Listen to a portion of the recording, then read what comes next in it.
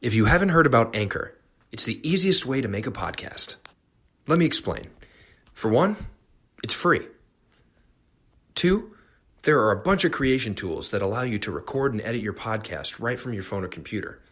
Not only that, Anchor will distribute your podcast for you, so it can be heard on Spotify, Apple Podcasts, and many more places. You can make money from your podcast with no minimum listenership. It's really everything you need to make a podcast in one place. Download the free Anchor app or go to anchor.fm to get started. How's it going, lovebirds? You are now listening to the podcast that brings you real relationship advice from real relationship experiences. I'm your host, Derek Brown Jr., and this is a Good Relationships podcast, season number 2, episode number 8. And on today's podcast, my guest is Mikhayla Hughes-Shaw. How are you doing today? I'm good. How are you doing? I'm doing pretty good. That's good. Could you tell us a little bit more about yourself and what you have going on? Yeah, definitely. I am a former Miss Iowa. I just finished up my year as Miss Iowa in 2018. I'm currently a student at the University of Iowa. That's like the biggest identity that I hold right now. Trying to figure out what's next, all those next steps. It's terrifying and exciting. I'm from the Quad Cities, so I'm a proud Quad citizen. Rock Island Rocks 2015. I will always rep the Rocks wherever I am. Yeah, that's all I got right now. Okay. Yeah. And I know we're recording pretty close by, so that's to Rock Island High School, so that's pretty cool. It is. It is. It's my home, always. So going into the topic, today's topic is my experience in a long-term healthy relationship. So I'll repeat that one more time. My experience in a long-term healthy relationship. And you know how we do. We like to go straight into the questions. So my first question for you, Mikhayla, is what do you feel like has been necessary in terms of maintaining a healthy relationship for this long? It might sound cliche, but communication and evaluation, like always being willing to meet each other where you're at and making sure that things are working the way that they should be. And if they're not, having those hard conversations, checking yourself, checking each other, and then, really just working on whatever your partner needs at the time. How long have you been in a relationship? Almost 4 years. Well, it will be 4 years on January 17th. But I would say it's been a little over 4 years that we've been dating, definitely. But our official date is on January 17th. That's coming up. It is. It's coming up. So I've been with, his name is Anthony. I've been with Anthony since I started school at the University of Iowa. So I really don't know what college is like without Anthony. I have a question for that later on, but just a transition of high school to college and being in that relationship. But I wanted to know, because you brought up something that was pretty interesting. You said check each other. What does checking each other mean?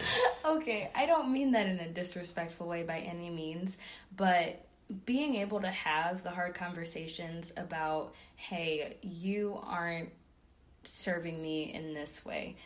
Like one thing that I really had to work on, so being a former Miss Iowa, you spend this year where it's all about you and everybody has to live on your schedule because you're constantly going and doing appearances or you're traveling. So I did 150 plus community and school appearances. I drove 40,000 miles. And Iowa is not that big. So it was a lot of back and forth and all over the country, really. But evaluating that it's not all about me anymore was really important, and making sure that I was also supporting Anthony in his dreams too. That was something that I needed to be checked on and something that I've really been working on. And so when I say, I don't mean like go out there and disrespect the people that you're with, but just be like, hey, this is what I need right now. This is what's been going on. This is how I'm feeling, and be open and honest. Yeah. Definitely. So communication, honesty. When it comes to like something that, may bother you, what kind of process do you have? Do you like hold it in for a little bit, or do you immediately just go to Anthony and you're like, look, we got to talk about this right now. I'm horrible at just holding things in and then letting them turn into something bigger than they need to be, which is another thing that I've been working on, just to keep everything healthy and functioning.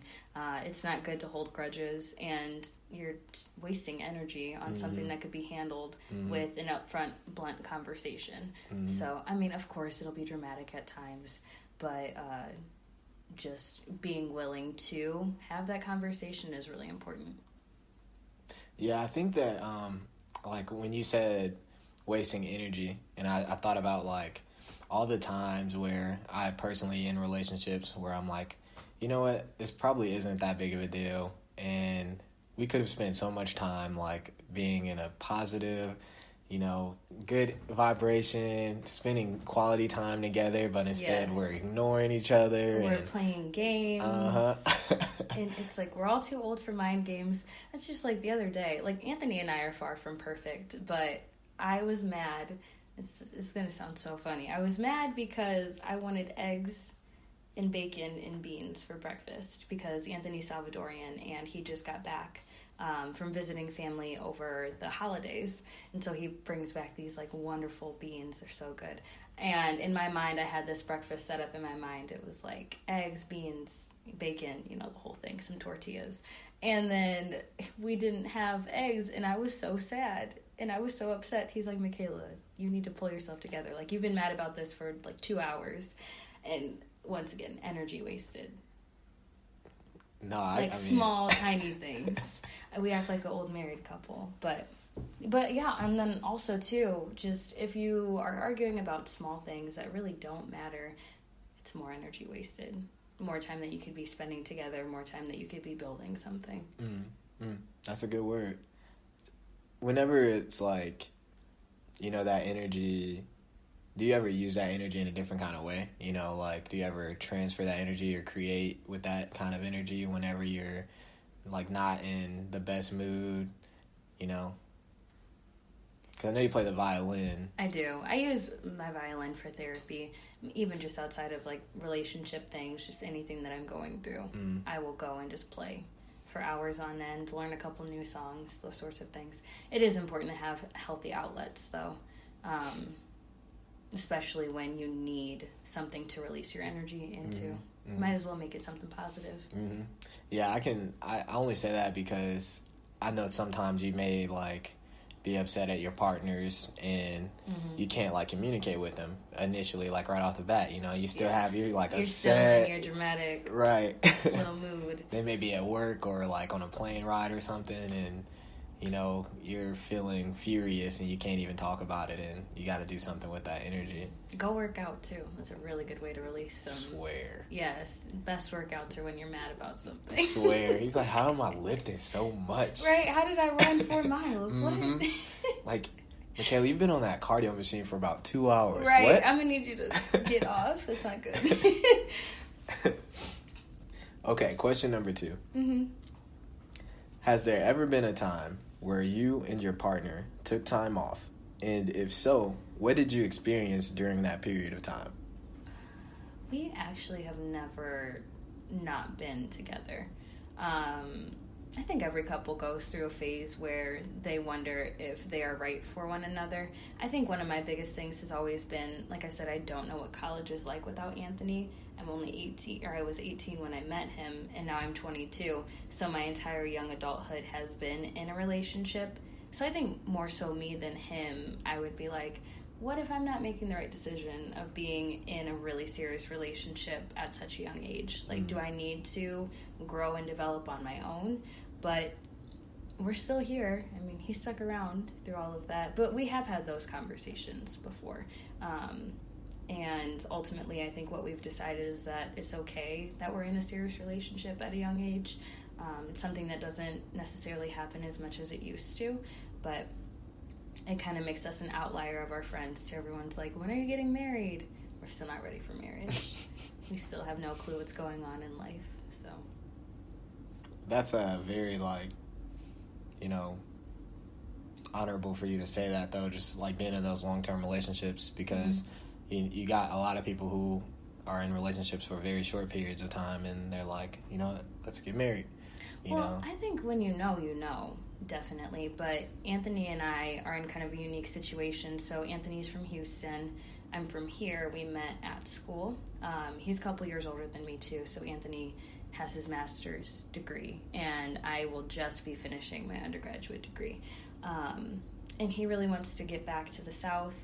I really don't know where I want to go. I don't know exactly what I want to do yet. So I think we are trying to figure out how we're going to navigate this relationship if we do have to do distance for a few years before we figure out where that's going to come to. But yeah, there's definitely this pressure to be engaged and to be married already, just because we've been together for 4 years.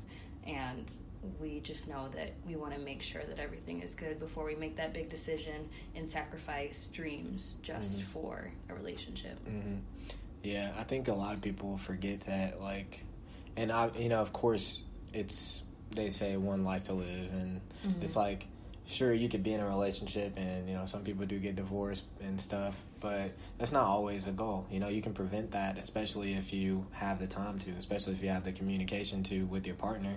You can really figure things out before you make that decision, so that you don't necessarily have to get to that point of divorce. When you spend that time with them, you're like, okay, now I feel like I don't want to be with you. It's like, okay, we could have figured this out before we got married. But I get it, you love someone in that moment, and I'm sure you'll still love them even after divorce.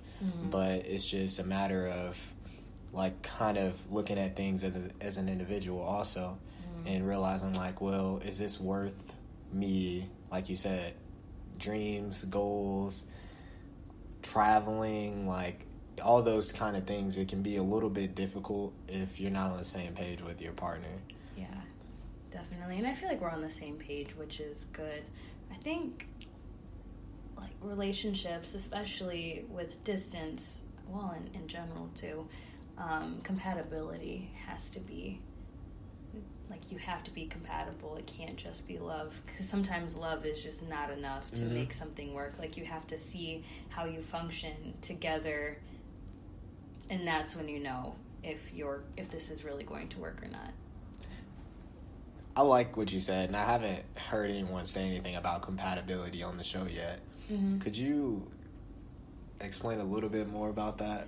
Yeah, definitely. I think a couple things that would come into play, granted, I am no relationship expert. I can really only speak from my experience, but like, religion is usually a really big factor into if you're compatible or not.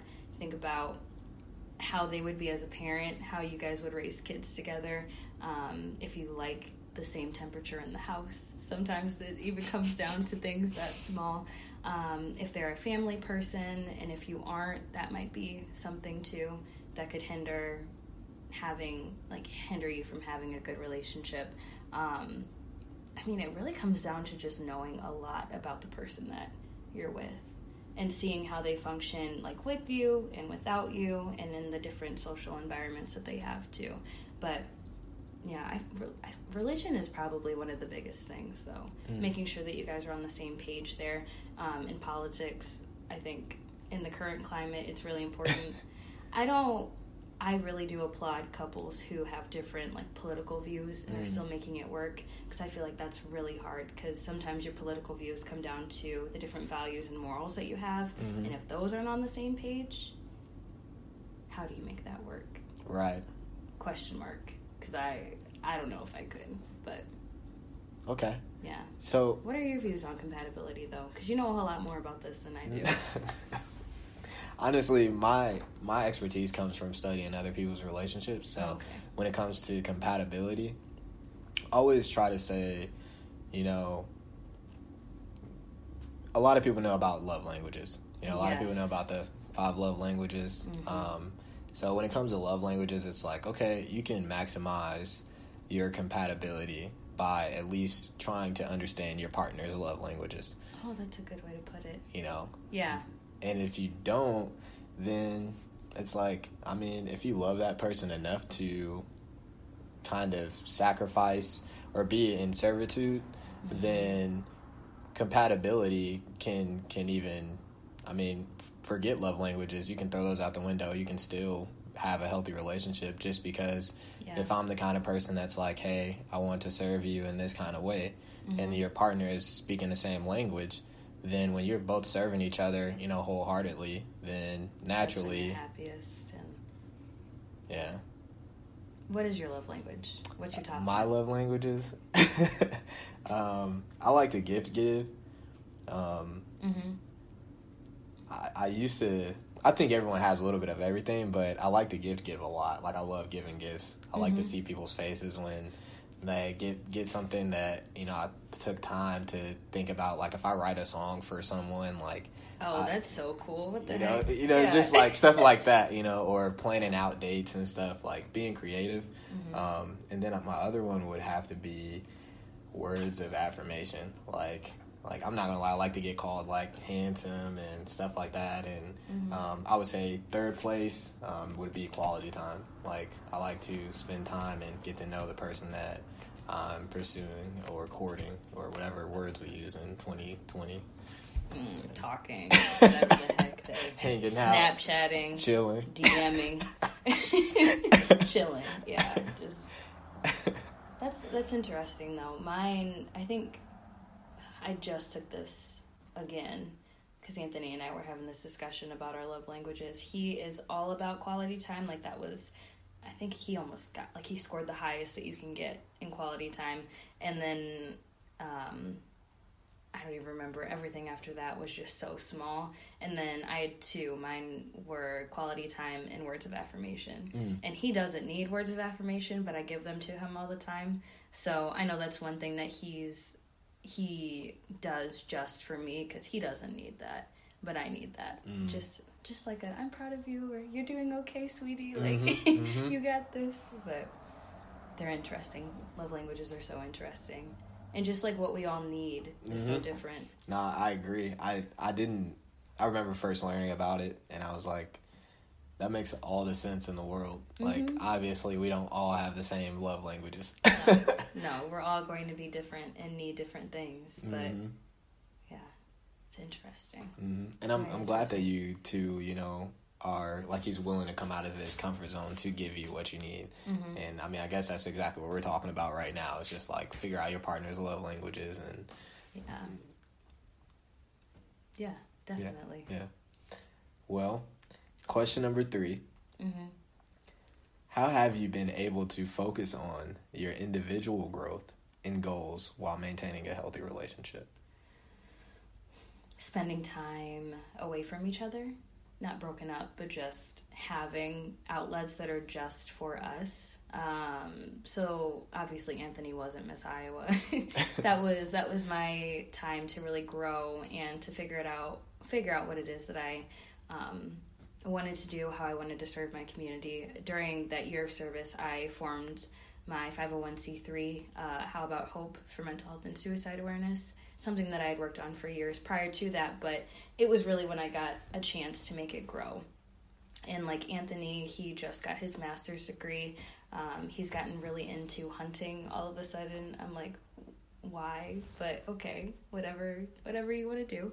And he also has always had a dream of being a stand-up comedian, and it's been cool to watch him within this past year kind of step into that realm and start to put himself out there, and just to see the small milestones that he's been reaching throughout that career too. It's important to have things that you both like, but also we need things that only we like too, because if not, then what would we have to learn, and would it be interesting if we were the exact same person? Because I feel like we're complete opposites, but it works though. It definitely does. I think that's healthy though, because like you were saying, if you're the same kind of person, like, what would you learn? And when it goes back to like that compatibility, it's like I think it's exciting to get to know someone different, you know? Like, I don't want to say that I know myself, because I don't think anyone truly knows themselves. But I'd like to say... I feel like you know yourself pretty well. Yeah, I would say I know myself pretty well. Yeah. But it's so much more exciting to get to know someone else. Like, why do you... But then again, like I said, I'm a sociologist, so, like, I literally I get energy from, like, looking and observing people do the things they do and how they're doing it.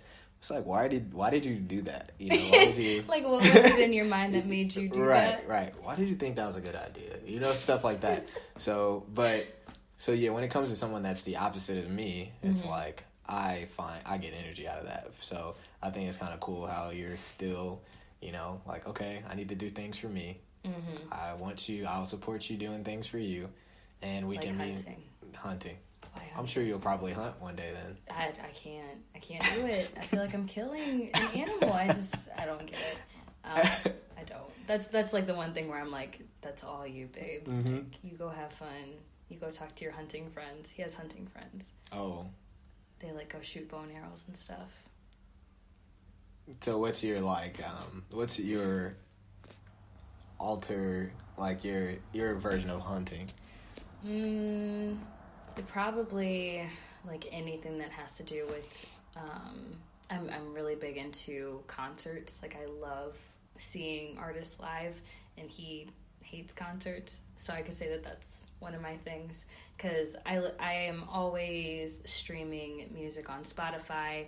I'm always creating new playlists. Like, I really think I'm doing something half the time, and I listen to a little bit of everything, and he doesn't really listen to music anymore. He's really into podcasts, which, I mean, that's cool too. You're always absorbing something. But I'm over here like learning about new artists, underground, new country, opera, all over the place. And I know you're a Logic and Mac Miller fan. I am. I don't want to talk about Mac Miller. Makes me sad now. Yeah, no, same with me and Nipsey. Yeah, Nipsey Hussle. You know, I never listened to him prior to him passing, and now I feel like everybody's a Nipsey fan. Everybody. No, it's kind of sad. Like, I have his actually have a record of Nipsey's album, his last album, in my room. Really? And like, I was a fan of his like right before he passed, and me and my buddy Mark, who actually passed the same year as Nipsey, like. We were talking about him like was every that day. 2019? Oh, so it was literally just this past. Yeah, 2019 was a year. It was a very interesting year.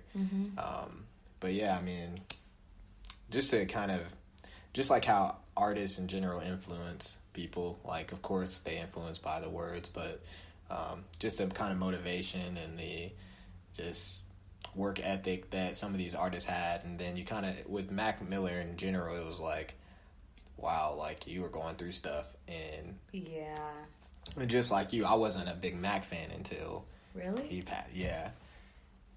So you weren't like, I just remember being like 15 or 16, listening to his old mixtapes and being like, "Yo, Mac Miller's so cool." No, that wasn't you. No, that was just me. Okay. No, I was I'm kind of a nerd too, so I wasn't really into music until like college. I was more into like cartoons. Why is that nerdy? Oh no, what Were I was you into like, when you say cartoons, do you mean like anime and stuff? Yeah, I was just about to ask. Was like anime? Yeah, chess. You know, I was on chess team and stuff like that. Like, I was. Oh yeah. I spent a lot of time. Yeah. Yeah, you were a little. Yep. Just a little bit. I was chubby. I spent a lot of time alone. Oh my goodness. Yeah. I can't even imagine this. I know. Granted, there is nothing wrong with being a nerd. I don't even like calling people who are smart nerds, but yeah, we appreciate it. I mean, yeah. So you like claimed it. Yeah, yeah. Okay. I always felt like it would be cool to do that, and because I was in middle school, I was in like the robotics club and stuff, and I'm not that crazy smart though. I just like I said, my intelligence comes from observing people. So I always just like, social IQ was kind of my thing that I wanted to develop growing up. I was like, you know, studying the cool kids, or what we see, our perception of what cool is. Of what the cool kids are. And I'm like, why am I not considered cool, you know? So, I mean, obviously, if you take those things, those variables, and apply it to your own life, anybody can be cool. Go work out. Listen to music. Yeah. Play sports. So you weren't one of those kids, because I feel like I was one of those kids. We're off topic here, but it's okay. Oh no, we're fine. I was one of those kids that hopped around to like all of the social groups, like every single one of them. But I was just nice to people, and so I had friendships that probably wouldn't usually happen simply from just talking to people. But I was friends with the quote-unquote nerds, the musical people, the people who were like the jocks and the quote-unquote, again, cool people, the ones who are always out doing craziness. And yeah, but I just kind of floated around all of those. I was in orchestra, I ran track, I swam, I did a little bit of everything. It sounds like all of that kind of just bred Miss Iowa. Like, you being able to, like, relate, if not relate, you know, being able to receive each one of these different social groups and kind of understand them. And, you know, because I was kind of like that too. Like, I was cool with each one of those groups, but, you know, But you had your people. Yeah, we had our small group. And you would see me at this table, but at the same time in passing, like, hey, what's up? Yeah, because they know, you talk to everybody. Yeah, they know you're a good person. Right. You know, you didn't do anything. You didn't screw anybody over. I tried not to. You know, and I think that just goes back to relationships in general. Like, if you're able to kind of, like, be open-minded to people's values, people's, like, whatever they have going on. You know, you're not, because there's people who are like, F sports. Like, oh, those football players or those orchestra kids. I know, it's so hurtful. Mikhayla and her violin, you know. Oh my gosh. I have a friend at school that's always like, Mikhayla and her violin. Jokingly. But that just made me think about that. How long have you been playing? 10 years. I started when I was 12, so it's been a while. But that violin has really taken me all over the place, too. Outside of just being a really cool outlet that I use, it's given me... I mean, I wouldn't be Miss Iowa if I hadn't played the violin, really, so... And you and Anthony met in high school? No, we met in college. Okay. Yeah, because he's from Houston, and I'm from here. So he got a full ride. He's super smart, too. He got a full ride to Iowa for academics, and of course the man that I love is from across the country. But yeah. It's been cool though. He's taught me a lot about Texas. He's always like, it's the best state. Like, I didn't know that was a thing. Like, Texas pride is a big thing. They're so proud of their state. They're interesting state. But he's from Houston, so it's not like country Texas. He doesn't have an accent or anything.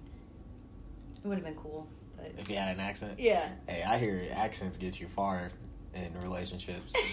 They do. I mean, he speaks Spanish all the time. Not to me, though. I keep telling him that he needs to teach me. Especially because his family low-key judges me a little bit. Like, the elders. Because they think I'm Puerto Rican or something. I was going to say, I don't see why they're judging you, because you kind of look like you can have some Spanish in you. Yeah. You know? And so they expect, like, why don't you speak Spanish? Like, I'm sorry, from the Quad Cities. My mom is white, my dad is black. No, you're Spanish. No. No. I'm sorry, but... So, like, because if you guys end up having kids, will you teach them Spanish, or how will that? Absolutely, yeah. Anthony has this running joke with his mom because he has, like, nieces and nephews that are his age, because he's a baby, so his parents, his older brothers and sisters are, like, the age of my parents in their 40s, and Anthony's in his 20s. So his mom helped raise all of his nieces and nephews, and he always says, like, well, you better help me raise my kids, and you better teach them Spanish, so then that way they can be fluent. I wish I was fluent. You know how impactful that is? You make more money from just being bilingual. And I think I've heard of studies where people who are bilingual learn other things a lot quicker, too. Yeah. So hopefully they'll be running around speaking Spanish. They can teach me something. All I got is some high school Spanish skills. It's not going to get me very far. I feel you. I think that it'll be, like, kind of cool either way if they learn it, you know. And just because the way I like to think about it is, like, every time two different people from different, like, races and backgrounds, they come together and they create a new family, it's like that, Like, your kids will be a whole different breed. Completely. Like, that's so freaking cool. Yeah. Like, black, white, and Salvadorian. Like, what? What is their hair going to look like? What are we going to do? Yeah. It'll be interesting. So, we're going to take a break, and you're going to listen to this ad that's about to play, but we will see you shortly. On Taking Sides, the marriage podcast, listeners send in their relationship questions, disputes, and current disagreements. Hosts Dalen and Ashley Seeley, known as the Dashleys on Facebook and YouTube, then take sides and offer their opinion on the matter. The goal of this podcast is not to be divisive, but rather to learn to come together, gain tools for making a relationship work, and learn that the best side to take is the one you come up with together. If you would like to have your relationship questions answered, send your questions to takingsideswiththedashleys@gmail.com to hear your questions answered on the next episode of Taking Sides - the Marriage Podcast on Spotify or wherever you listen to your favorite podcasts. Welcome back, lovebirds. I'm here with Mikhayla Hughes-Shaw, and today's topic, if you're just now tuning in, is my experience in a long-term healthy relationship. And we are on question number 5.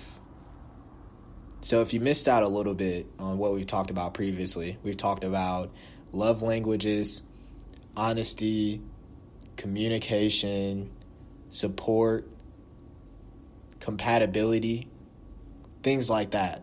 So feel free to go back, start at the beginning. If not, let's jump into question number 5, and we can go from there. So, Mikhayla, my last question for you is, what are a few things that you've learned about yourself as you've grown during these years in your relationship? Your transition from early college into adulthood as you are now. That's such a good question. Well, even just high school into college and relationships, Anthony always likes to bring me back to when I was 18, and I was just really immature when it came to relationships, and I think that had to do with coming out of high school, because, I mean, we all know what dating is like in high school. So different. It's not real. As much as we like to think that it's real, like, you look back and you're like, I did not really love that boy, but I sure thought I did. I was so in love. In love. And they were the one. We had no clue what was going on. So I think I've just learned what a real relationship is even like. It's not like what you see on TV 90% of the time.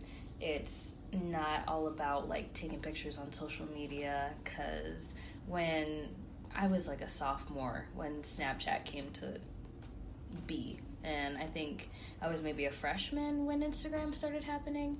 Granted, it had been around for a while, but I just remember, like, social media was the big deal when it came to relationships and making things Facebook official. That might not even be the case now.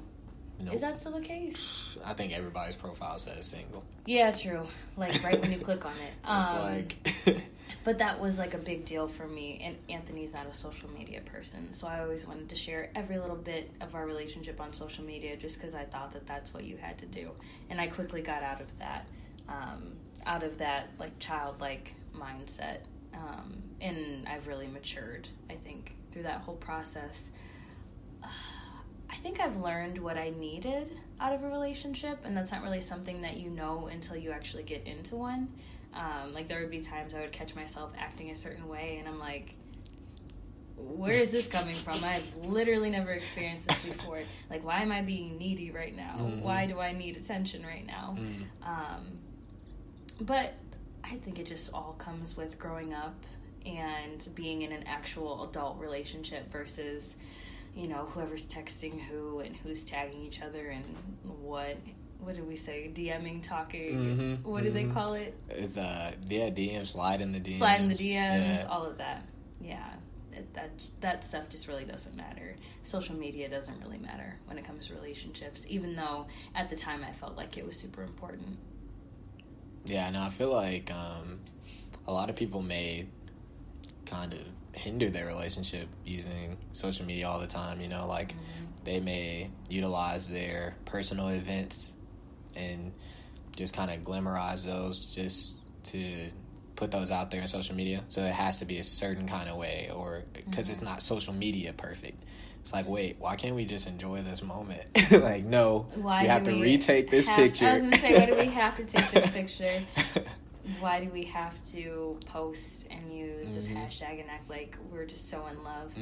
And what I've noticed too, and this is just making like a big claim, but a lot of people who share a lot of their life, their love life, I should say, on social media, most of the time they're not really as happy as those who are just kind of chilling, you know, quietly.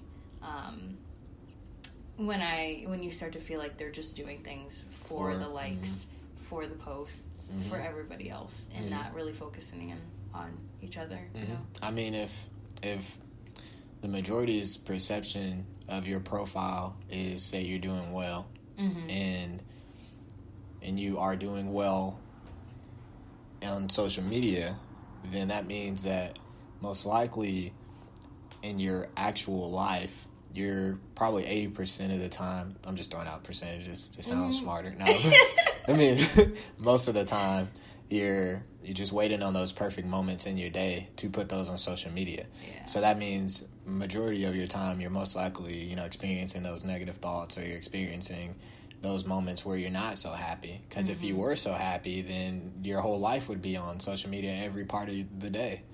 So I don't know if that made sense, but I think it does. I think even just relationships aside too, we all just share the highlights of our life on social media. We don't share the hardships, or we don't share the realness most of the time, and that's something that we should get better at doing, because it really has just turned into this big highlight reel.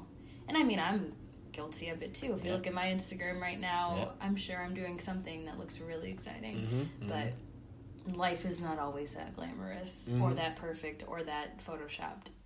So you just have to remember that. And I mean, like you said, when it comes to like everyone doing it, and we should really get better at it, we definitely should, simply for the fact that when someone puts out something that's real or negative, it gets a different kind of attention. Like, either some people don't get like any attention for something they're going through, or if they're like, they do the like large posts, like, and they're explaining everything that's happened to them in the last it's a mile long. Yeah, and you have like, to keep scrolling. Yeah. And it's like, people have been doing that more, and it's like, okay, wow, okay, I'm gonna give them a like. You know, I just read this thing, and it's like, maybe, or some people even start it like, you won't care, I doubt you'll read this. And it's like, dang.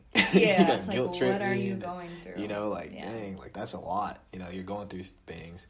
But I was actually watching this video yesterday with some of my real estate friends, and they were like, it was a video of this guy just making a scene in IHOP, and he was like just belligerent, he was drunk, he was like starting a fight, and he ends up getting to a fight, and like literally these two guys are having a fight in the restaurant. No cops, this is an 8-minute long video, no cops have been called, no one breaks up the fight, and you have about 30 people in this restaurant pointing their phones, recording it, instead of breaking these guys up. Yeah. No, it was, I had to really think about that. I was like, wow, what in the world is happening? Yeah. Oh my gosh. That puts a lot of things into perspective too. I feel like we're not living life anymore. We're just posting. We're just waiting on that next thing to happen so that we can post it. Yeah, that's crazy. Somebody should have broke up that fight. Anybody could have broken up that fight. But. Well, it's like in high schools now too. I mean, I know everybody used to, there were always fights in high school, but my little cousin who goes to Rocky, she's always like, yeah, there was a fight and it's all over Snapchat. I'm like, what? See, back when I was in high school, we had phones that could record, but I mean, a lot of that was just like, oh, I heard there was a fight today, Mm-hmm. versus I can watch the entire thing. Mm-hmm. Yeah. Yeah, word of mouth has completely changed. Mm-hmm. It's now, let me share this with you, you know, Mhm. virtually. Yeah, let me tag you in this. Let me show you this. Mm-hmm. Yeah, It's crazy. super crazy. Well, I think that when it comes to relationships, I think maybe it could be very valuable to remove, like me personally, I may remove myself from like social media when it comes to my relationship stuff. Mm-hmm. Just because I've noticed that when you do have, I've noticed a lot of people, they kind of get jealous, or they get, you know, if you like somebody else's picture, Yes. it can kind of, like, I don't really know what it means exactly. It can turn into something else. Yeah. It doesn't have to be. And it's Absolutely. like, wait, what are you, like, I've heard people get upset or break relationships up because of people liking other girls' pictures or liking other guys' pictures. And it's like, they don't actually exist to me, you know? But at the same time, it's like, I completely understand why you'd be upset, because this is a person has the perfect body. And what is it saying to me when you're liking this picture? When you're out here. Do you not following think that different I people. have the perfect body? Is this what you actually want? You know? So it's just like trying to see both sides of those perspectives and be like, the best thing you can do is kind of remove yourself from it. Mm-hmm. Especially if there's insecurity. I could definitely see why. But I think you should also trust whoever you're with, too. I agree. Because sometimes a like and a comment isn't that deep. Really. But other times it is that deep, and it's something that needs to be addressed. You know. Depends on the situation. Do you have any, like, situation examples? Not personally. Even something that, you know. Like I said, Anthony is never on social media, so that's not even really... It's not something that's really come up for me, but I know people break up over social media. I think I'm lucky enough to not know anybody personally, but I know that people do. It could be that simple. Mm-hmm. It really could be It that really simple. could be. Gotta be careful. Mm-hmm. Mm-hmm. Okay. Well, do you have any last words for the lovebirds? And now I feel like I need to say something inspirational. in short, too. Stay. No. I'm trying to make this good. You can't see me right now, but my fingers are under my chin thinking. Just keep communicating. That's the biggest thing. That is absolutely the biggest thing. Because if you don't have communication and you don't have trust, you really aren't nearly as happy as you could be. So just continue to communicate, continue to evaluate, and make sure that you are choosing your happiness. Was that a mic drop? Choose your happiness. Choose your happiness. I like We that. all have the opportunity to choose our happiness. Don't stay in something that isn't serving you anymore. All right. Thank you so much for listening, lovebirds. You just got a lot of amazing content. Thank you so much, Mikhayla, for being on the show. I appreciate you for coming out. Good luck to you and everything you have going on with your podcast, with your brand, with your nonprofit organization. Can you share a little bit more about your nonprofit so that people can look that up? Yeah, I'll just share a couple ways to find me. My name is Mikhayla Hughes-Shaw. Once again, you can find me with a quick Google search. I'm pretty out there. But my nonprofit is called How About Hope. You can find us at howabouhope.com, How About Hope on all the socials as well. My name is Mikhayla Hughes-Shaw on all of the socials. Really easy to find. And Love Girls Magazine, who I do the podcast for, and I've been a part of them forever. Just lovegirlsmagazine.com. Don't look up Love Girls without the magazine, please. We've been working on that. No, I just... Yeah, see, I didn't even mean to give you those images, but here you go. This has been the Good Relationships Podcast with Mikhayla Hughes-Shaw. And as always, lovebirds, stay blessed, not stressed.